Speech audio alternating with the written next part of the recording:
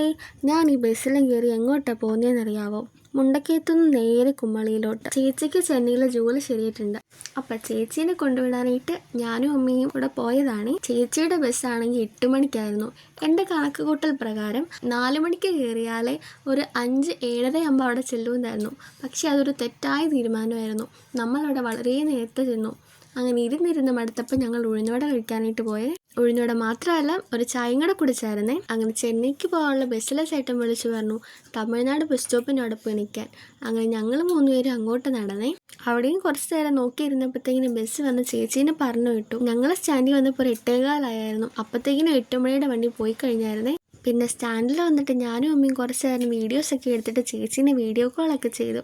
അങ്ങനെ 9:45 ആയപ്പോഴത്തേക്കിനും കമ്പത്തൂന്ന് നമ്മുടെ FP വണ്ടി വന്നിട്ടുണ്ടായിരുന്നു, KSRTCയുടെ. അങ്ങനെ അതിൽ കയറി. നമ്മളെ പിന്നെ ചേട്ടൻ മരുന്ന് കൂടെ അതിന് ഇറക്കിയിട്ടുണ്ടായിരുന്നേ. അപ്പോൾ ഇന്നത്തെ വീഡിയോ ഇത്രയേ ഉള്ളൂ. ബായ്.